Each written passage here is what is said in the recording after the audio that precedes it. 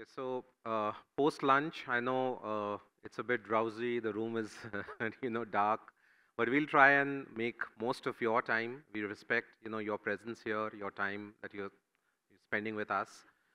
We'll try and make the discussion interesting as much as possible. We have an EdTech spokesperson here. We have a commerce platform CEO here, and we have a CMO from an apparel retailer. So it's going to be an interesting discussion. Maybe I'll start with you, Abhay. So Abhay, EdTech has been a very turbulent space, both with positives, negatives, and Byjus is like one of the ones which have been at the forefront of it last few years. So how, as a marketing manager, as from the CMO's lens, how do you see EdTechs actually leveraging data, capturing data, making intelligence out of it, and really deploying it back to the business? So first of all, thank you Internet Commerce Summit for giving me this opportunity. As I'm with the Byjus, there are a lot of news that's going around, and I'm also getting affected of that. And it's not positive, and it's negative mostly. And I'm getting different calls. Hey, bhai, everything is okay. So everything is definitely okay with Byjus and the edutech. And being the Byju is the forefront of all the means we are taking all the initiatives in that. And coming to your point of data, I think being in the digital marketing side, it's primarily the data. Without data, you can't move forward. Whether you have to do small change or the large changes, or maybe small campaigns or large campaign, it's primarily the data.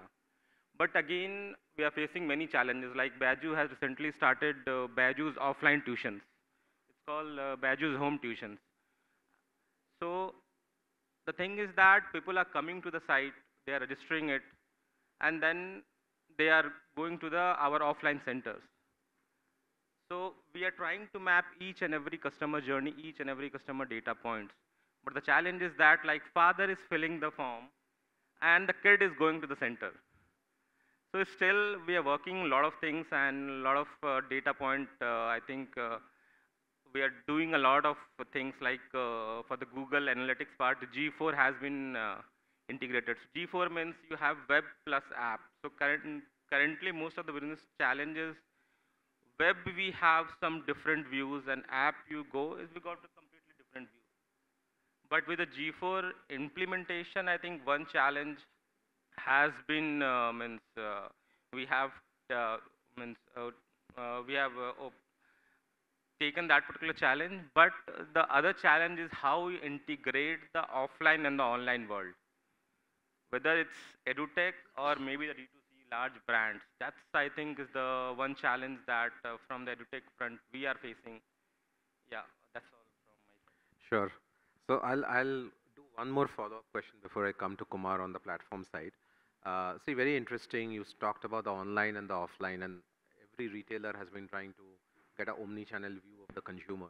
You also brought up a very interesting point that the child is the customer, but the biggest influences are probably the parents. It's the parents' wallet which is being used, right, for this. So who is your customer? Is it the parent? Is it the child? And how do you map all of this? Give us some insights. How you've been doing it? How have you improved over time? So if you look at the Byju's part, our customer means we start from K3. K3 means KG to 3rd standard. Then there is a K10 that's from 4th to 10th standard. So till 7th standard, it's the parent that's the key decision maker, because he is going to decide whether the child is going to buy this Byju product or any of the product or not. But as you move to K12, means or maybe from 9th standard to apart, it's primarily the child is the key decision maker or maybe the key influencer. Until unless child say yes, he is not going, the parent is not going to take, or if child is not interested, you can't push your kids. And what we are doing, the first thing is for any the campaign that we do, first the key variable is the mobile number or the email IDs. And we try to gather more and more data. It's for child as well as the parent data both, and try to map it with the offline, means the offline means whatever the child, what they have gone the center and filled it. And other than that, there are a lot of technology also coming in which help you to gauge the offline conversions. Like people has gone the offline, so you can gauge, okay, this particular channel is helping you a lot in the offline world, or maybe footfall and the traffic, this particular channel. So there are a lot of new things happening in all the channels, and they are changing a lot. I mean, because maybe the COVID has came, but now we came to normalcy, and people are moving out, and you have to gather those data points. So those are the key initiatives that has been taken. Interesting. So the parent as well as the child fills up a lot of data to make it intelligent for you. Okay.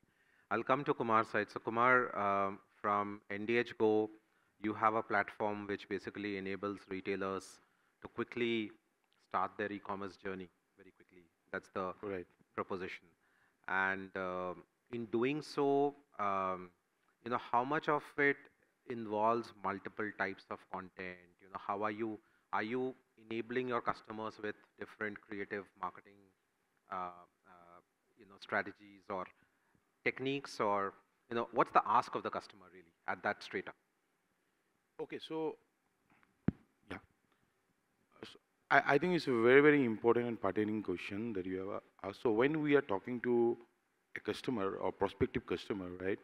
So he have an aspiration to build his digital platform or website with some of the very, very well known brands. So probably if he is a D2C brand in the apparel, uh, he might want to build it like ASOS, right? So that gives a reference point for us to deliver, right? So that become our life become easier once and today all the D2C brands are aware. Even we have seen like small, traditional, stores, right? With the next generation coming into the business with the aspiration to have a digital presence, they are very clear in their mind what they want, which is something we are finding in last few years, right? Which is very common. Earlier, people say, I want to be in online, I don't know what I have to do. But now everyone is very clear what they are really looking at. So that makes, for a product company's life easier, because when you have a requirement, then only we can give a solution. When it's a very, very abstract requirement, it becomes very difficult to satisfy one with solution, right? So coming to the content, right? So we have seen most of the brands, D2C brands, they don't have a tech team or cataloging team like a traditional e-commerce players, right? Where that has been their bread and butter. So for a traditional, so if I'm saying about the the startups in the e-commerce or the tech company who are purely in tech, for them the parameter is monthly active users, right? So that makes a lot of sense for them. And the investor, the first parameter any investor would ask to them is, "Aapka DAO kya hai, MAU kya hai?" Right? But when you come for a D2C brand, it hardly makes any difference. So for them is how many transacting users are there. At the end of the day, dhanda na chahiye, right? So that is very, very important when we are going for a businesses who have been into business for many, many generation or many, many decades. So they are straight on, bang on to the business. So how we can really give them more business. So active users is a secondary metrics for them. More is the number of transacting users, how we retain the transacting users, how we can increase their wallet share and back share. So those are the metrics on which we work with our customers. And as far as content you are concerned, right? So we as a platforms are using extensive AI engines. So where we have seen like the creating contents for a product has been one of the most difficult things of for a D2C brand, right? Since they don't have that team to build those contents, huge contents is required. So we have used a lot of AI algorithms and engines where with writing few keywords you get the whole description of the catalog, or maybe you want to write some blogs, give a keywords, it gives you a 500-word blog, right? And that helps them, keeping their whole tech team very, very lean. Got it. Got it. So basically, what you're saying is, with a lean team, you are enabling a lot of new age D2C customers who don't have to have a very large team. A lot of it is automated, assisted, and very quick Absolutely. turnaround time. Yeah. So typically in our case, any brand who come into our platform, if the catalog are ready, most of the cases their catalogs are ready, right? In 1 to 7 days, their whole e-commerce website and app is live. Excellent. So people who are here in the room who are founders of D2C brands, Kumar is here for 1 week in Bangalore. Before he takes the flight, your commerce site can be up. Yeah. Is what he's saying. Okay, I'll come back with a follow-up question to you. So recently, you were also in the news because you've partnered with this ONDC initiative of government, wherein, of course, most of you would know that as part of ONDC, the government is trying to bring in the unorganized retail sector onto the, the commerce highway. Before you move on, I just want to correct you. ONDC is not only for the unorganized sector; it's for across sector. Yeah, it is for across sectors, but with the mission that for everybody, commerce is democratized and access is democratized. So you were in the news for all good reasons to have partnered with ONDC. Tell us a little bit about that journey, because a kirana shop, a pan shop owner who is running just one mom and pop store, that person probably has never thought of data, not thought of marketing, not thought of putting a catalog. How are you enabling that segment, which is very different from the D2C or organized players? Before I come to the kirana, I will go to the top. Let us take one of the largest hypermarket chain in the country. You can name any, right? I'm not naming any. I don't want to get who is the, though DMart is the highest, but let us take anyone, because, what is their online business? Less than 1% of the total business, right? And believe me, ONDC can do wonders to them. Their whole e-commerce share could be 5 to 10% in 3 to 6 month time. So coming down to the kirana, right? So I'm giving you the perspective of the top line hypermarket of any city. You take any, there are only 5, 6 top brands, right? So that is the power of ONDC that is going to be there. And if that could be, the power for the top guys, you can imagine ONDC on principle has been built to enable small players. What magic it can do for every size of, so it is not only for small businesses, it is for, as well as it is for, everyone, right from the small to the enterprise. Just for the knowledge, let me give you some, idea of what is ONDC, right? ONDC is not another platform like, Amazon and Flipkarts of the world. Basically, it's a network. Network means it's a road, we can say.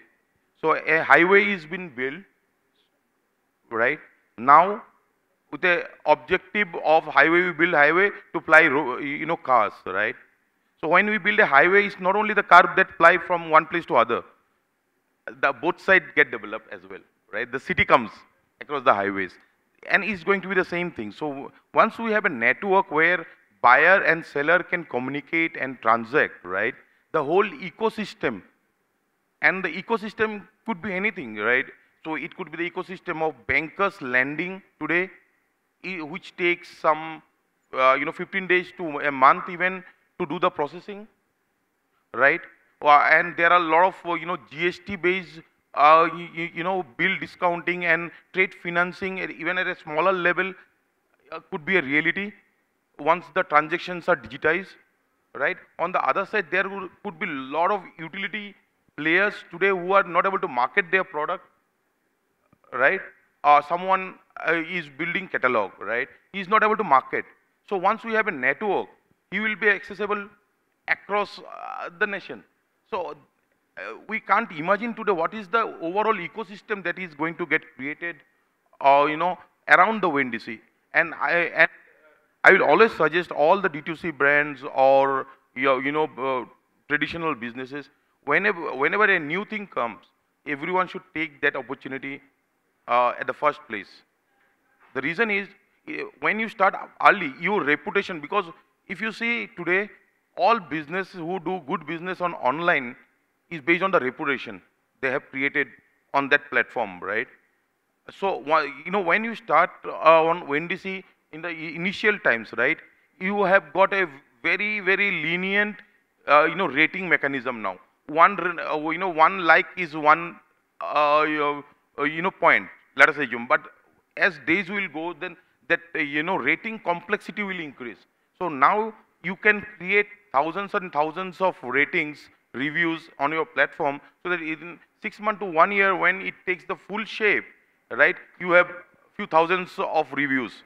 A new player will not able to compete to you at that point of time. Correct. So I just want to touch upon the platform part also. So as a platform provider, how are you enabling these small retailers? Like, so how much of it is like out of the box so that they don't have to, you know, put the effort to get listed?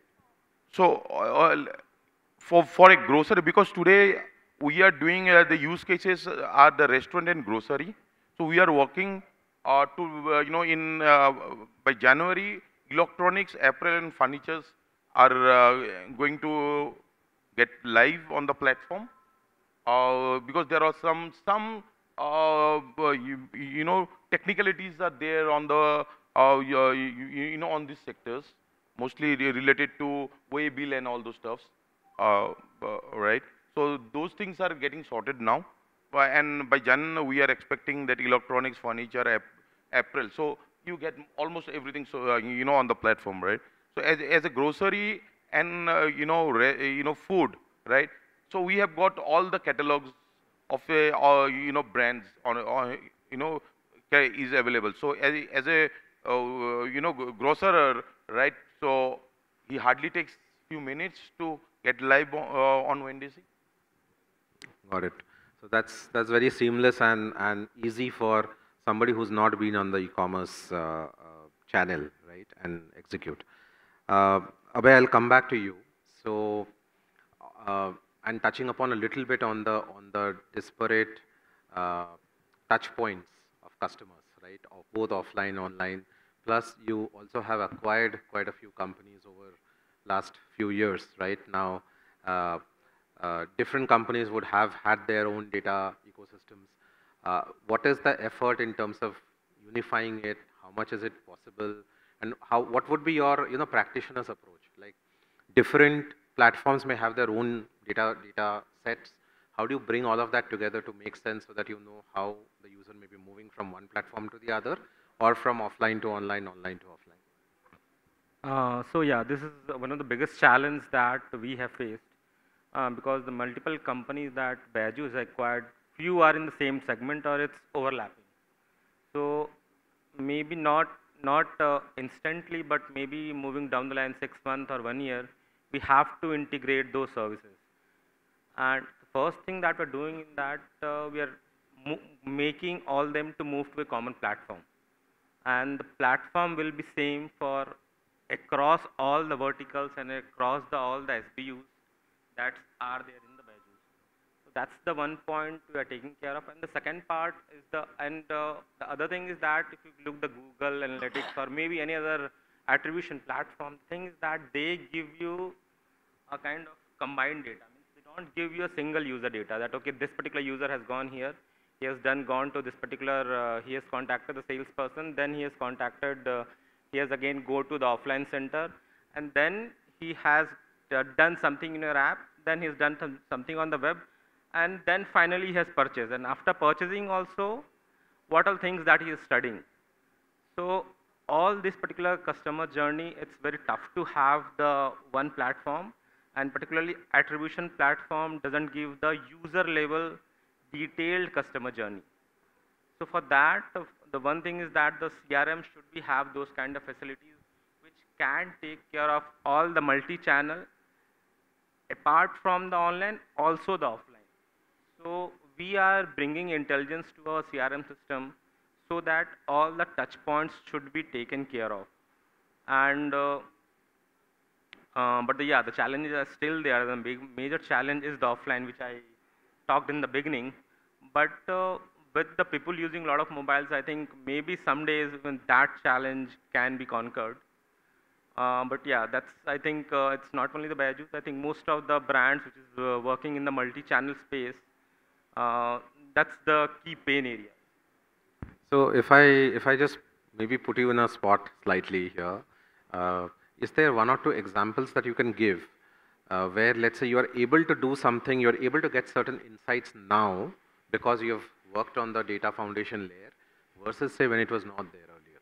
So what kind of new intelligence may be coming up? So few things that we have done is that, like, if someone has filled, like, our major challenge is that the parent has filled the form and the child has gone to the center. The mobile number and the email ID is the father's email ID and the phone number, and the child is giving his own email ID, because now the child is very techy.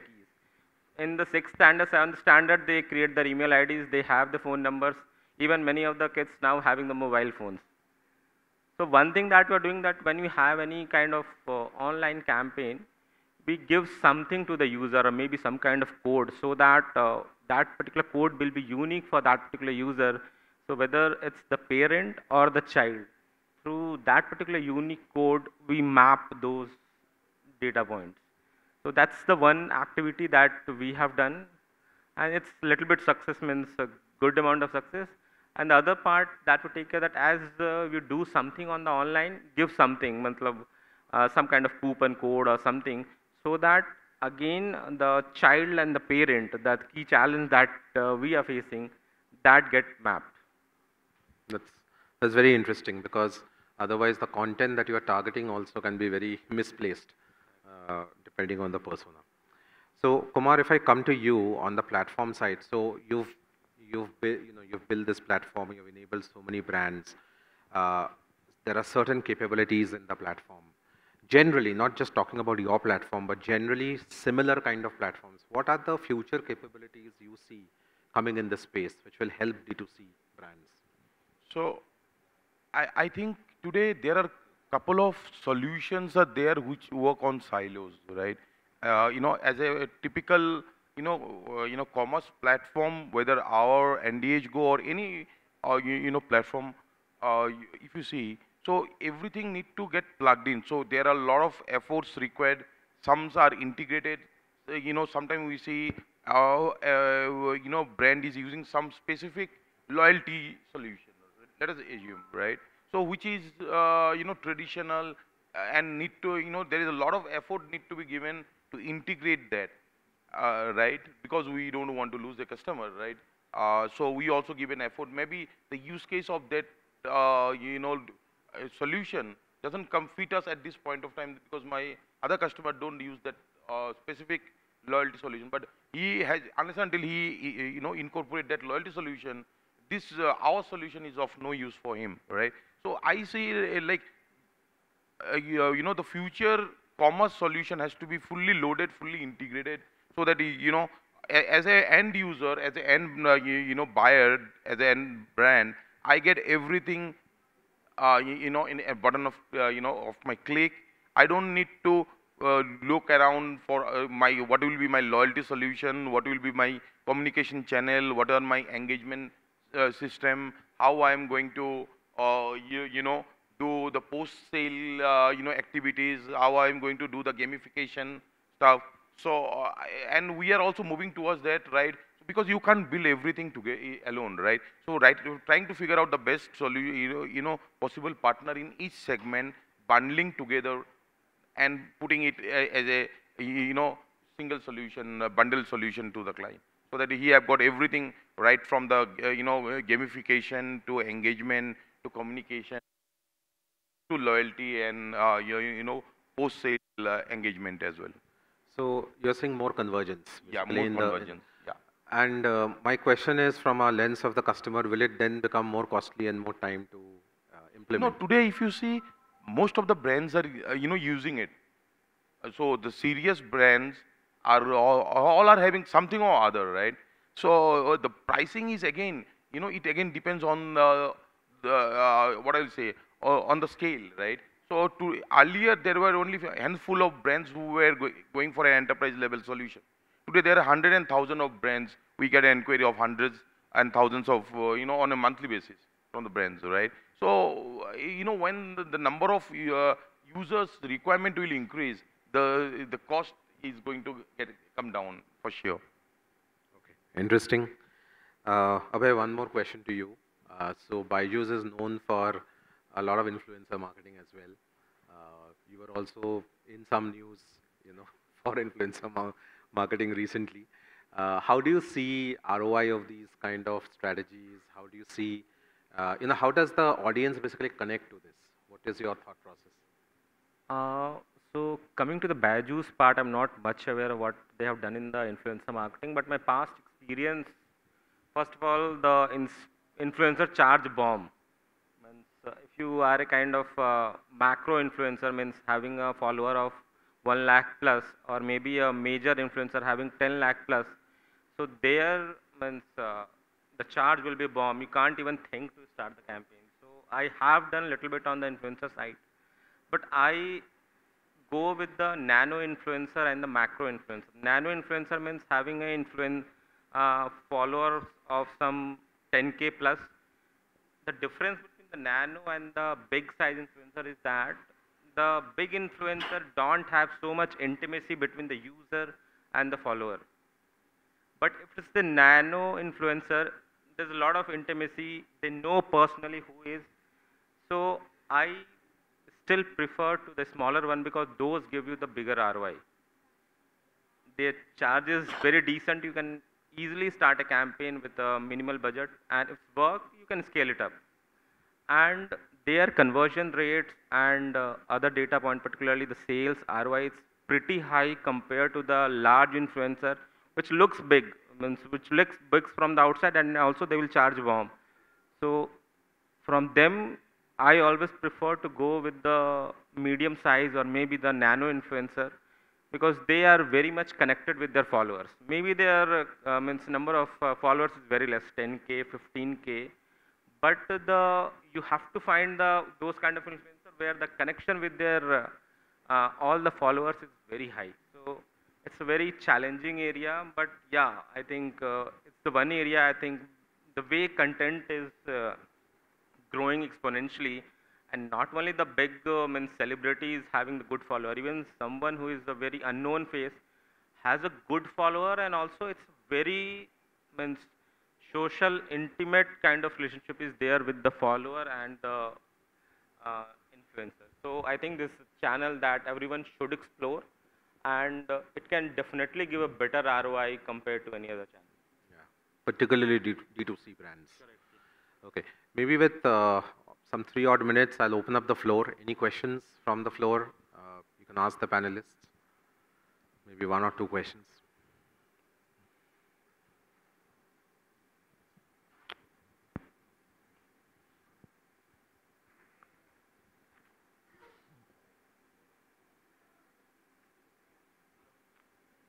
My name is Ajay.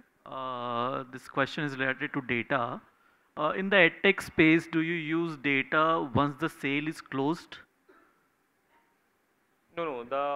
In our space, because the value size is pretty high compared to if you go to the other D2C. So the value of the customer is very high. So that's why you start tracking the customer journey. The point they get to our CRM, means maybe they have installed our app. So from that particular stage only, we start tracking each and every data point and the touch point of the customer. Because the sales is the last goal. Maybe from there you have to start the repeat cycle or maybe the loyalty part.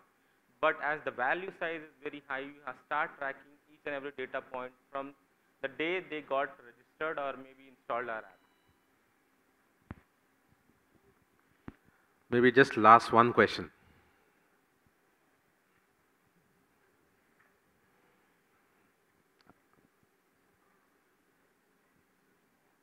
And if not, we can give back the time. Okay. I'll request Siju to take over from here. Thank you, everyone. Thank you. Thanks for the patient listening. Thank you so much, folks.